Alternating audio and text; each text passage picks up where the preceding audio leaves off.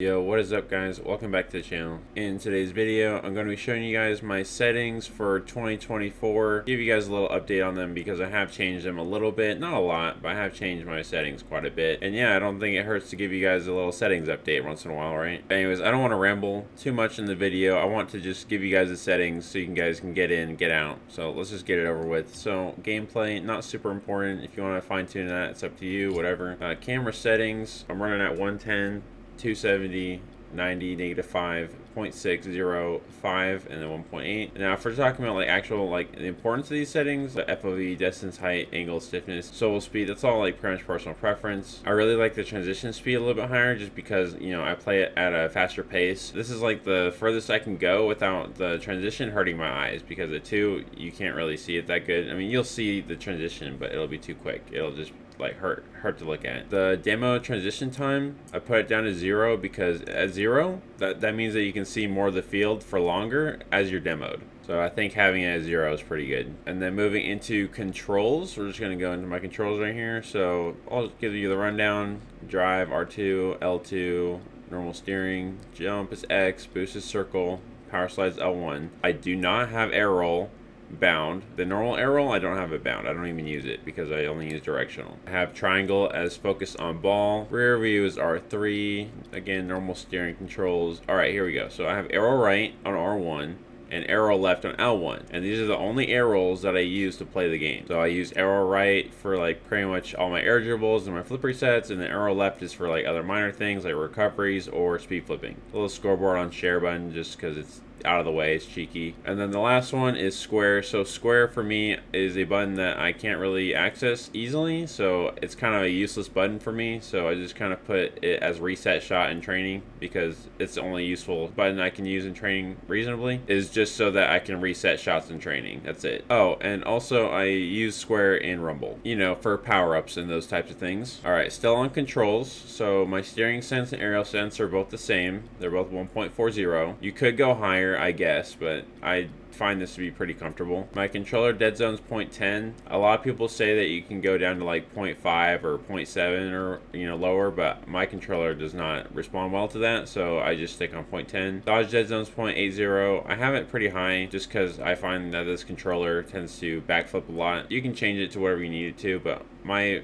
go-to is anywhere between 0.55 and 0.80 is probably a good number. I definitely am on the higher end of that spectrum though. Interface, again, not super important. Maybe the only important thing in here is the nameplate scale. You know, just boost that number up a little bit so you can see your opponents a bit better. All right, moving into the video settings. So here on the top left where the window settings are, the only thing that may be important here is VSync or no VSync. So for whatever weird reason for Rocket League, VSync on actually helps more than it's turned off. I don't know why that is. Rocket League's just kind of weird like that, but I find that having VSync on for Rocket League is good. Any other game you put VSync on, it's really bad, but for this game it's good. I don't know why, that's just how it is. For basic settings, I turn the aliasing off because there's no reason to have that really. These don't matter too much, and then I'm just running on 240 FPS because I have a 240 frames, you know, frames per second monitor. If you guys want my opinion on whether 240 is the way to go or not, I will say 240 is quite nice.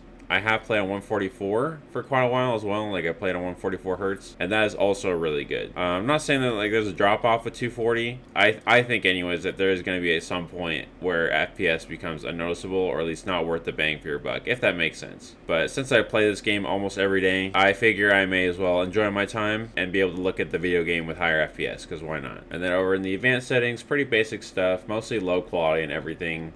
I guess the texture quality can stay high in this regard, but for the most part, all these turned off, and then all these like lower performance basically. For the audio, again, nothing crazy here. I have my master and gameplay down to 50% because actual Rocket League at 100 is really loud, but then there's, you know, it could be too quiet. I still want to like hear the game, but like still be able to hear demos and stuff though, so 50% is like a good number for me. I used to listen to the in-game music. I don't do it anymore, so I turn that to 0. Voice chat, that's kind of whatever, and then ambient crowd, turn those down because those are really annoying.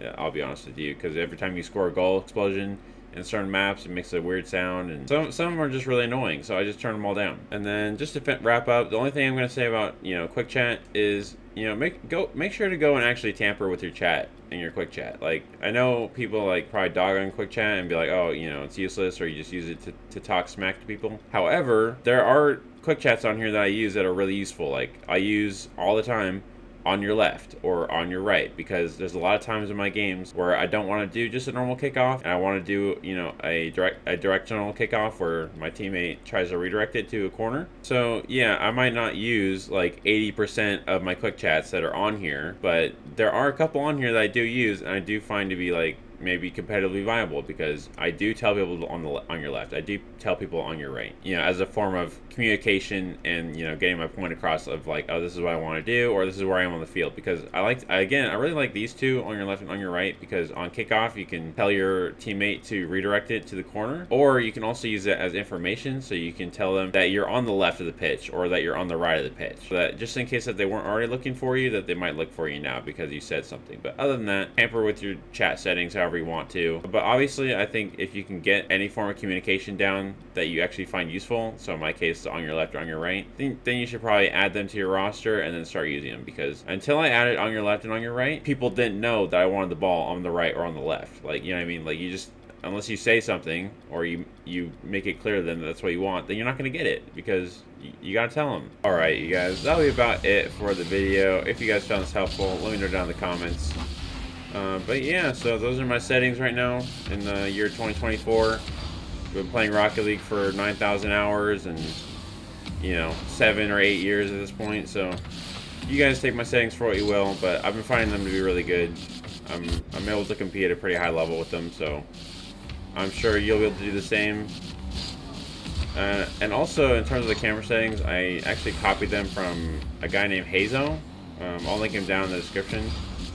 But I basically just copied his settings for the most part, for his camera settings anyways, and honestly I've never really looked back. They're really good. So anyways, yeah, so that's about it. I hope this is a little musty to finish the video off. But yeah, hopefully you guys enjoy. I'll see you guys next one. Bye.